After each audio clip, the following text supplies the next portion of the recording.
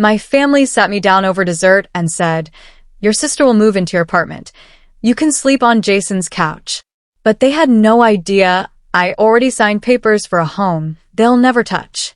Sunday evenings started like every other familiar family dinner, filled with the smell of homemade food, polite smiles that never reached their eyes, and conversations that were more judgments in disguise than genuine care. I sat there thinking it would be just another ordinary night, another dinner where I endured their subtle remarks and pretended to belong. But everything changed when dessert arrived. While I was halfway through my slice of pie, my mother looked at me as casually as if she were commenting on the weather and said, "We've decided your sister will be moving into your apartment for the next few months." The room felt smaller. My brother, Jason, immediately smirked, leaned back in his chair, and added, "You can crash on our couch, like a guest." I could hear the mockery hidden in his tone. I just nodded slowly and continued eating my pie, my face calm, even though my heart was beating harder with every word. What they didn't know, what none of them could have imagined, was that 2 weeks earlier I had already signed papers for a new place. A place with security, with privacy, with walls that would never echo their demands. Hello, Reddit. My name is Nora. I'm 28, and that night my family turned what I thought was a peaceful dinner into a silent war. Everything at first had seemed too perfect. My mother complimented my blouse. My father asked about my work without dismissing it. Even Jason passed the bread without a snide remark. That should have been the warning. But I had been tired, worn out from weeks of endless work and stress, yet I showed up because that's what I always did. I showed up for them. When my mother made that announcement over pie, my throat tightened. My apartment wasn't just four walls. It was the place I had bled and fought for. I worked 3 jobs to afford it.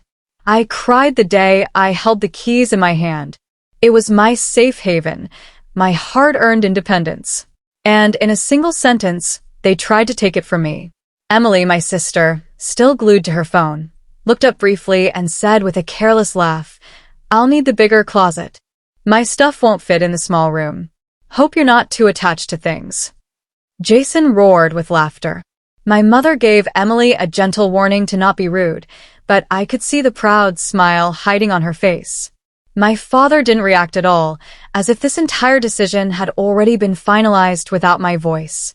My grip on the fork tightened, my knuckles turning white. Memories flooded back. Emily breaking things and me fixing them. Jason failing tests and me helping him cheat to pass, my savings mysteriously vanishing from the family account when money got tight. I had been the fixer my entire life. But this was them taking my home, my life, and handing it to someone else as if I didn't exist. Finally, I spoke, my voice low but cutting like glass. "Do I get to pack my own things, or are you planning to do that for me too?" My mother blinked, surprised. "Nora, this isn't a punishment. This is a family solution." My words came out sharp. A solution to what? That Emily doesn't want to pay rent? That she refuses to grow up? Or that you still believe I'm the safe one you can dump everything on because I won't fight back? Emily rolled her eyes. "God, why do you always make it about you? You're so dramatic." Jason joined in. She's right. You have a good job. No kids.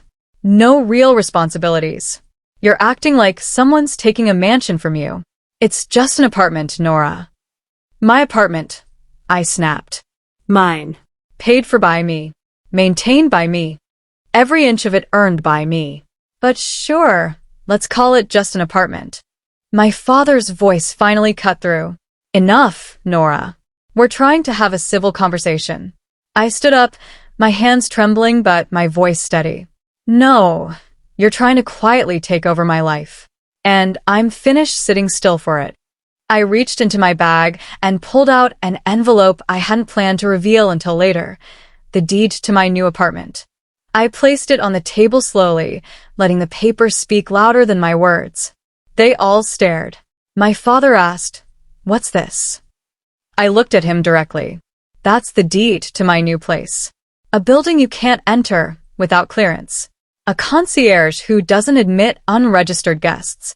A home you'll never have keys to. A space that's mine alone. Jason's smile faded instantly. Emily's voice shook. Wait, you're serious? I looked at her coldly. Dead serious. My things are already there. This dinner was the last string I needed to cut. My mother's hands trembled as she whispered, You lied to us? I shook my head. No. You never asked. In that moment, the power shifted. For the first time in my life, I wasn't their safety net, their backup plan, their quiet fixer. I was my own person, and I was walking away from their hold. I slid my coat on, picked up my bag, and looked at them one final time. Next time you make plans about my life, check the calendar.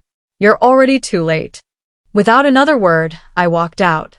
By the time I parked in the underground garage of my new apartment, my phone was buzzing with missed calls. 2 from my mother, 1 from Jason, 3 from my father. That alone told me they were panicking. My father never called. He ordered, he demanded, he waited for others to bend. But calling me 3 times in one night meant they knew they had lost control. I stepped into the elevator, scanned my keycard, and felt the smooth doors close behind me. For the first time in years, the silence didn't weigh me down. It wrapped around me like peace. I opened the door to my new home. Floor-to-ceiling windows, fresh white walls, my favorite candles neatly placed on the counter. No clutter. No chaos. Just space that was mine alone. I sat on my couch, a glass of wine in hand, letting the tension drain from my body. I wasn't shaking. I wasn't planning my next apology. I was finally at rest. Then my phone buzzed again. A message from my mother. We're outside. Buzz us in. No greeting. No apology. Just another command. Seconds later, Jason's text appeared. You seriously moved without telling anyone. What's wrong with you? And then Emily. This isn't cool. You blindsided us. I have nowhere to go. You should have thought about how this affects everyone else. I walked to the intercom and looked at the screen. There they were, standing in the lobby, talking to the concierge. My mother pointing, my father's face red, Jason restlessly on his phone. I pressed the mute button. Not deny entry. Not buzz them in. Just mute, because their emergencies were no longer mine. Minutes later, the building manager called, confirming I hadn't authorized visitors.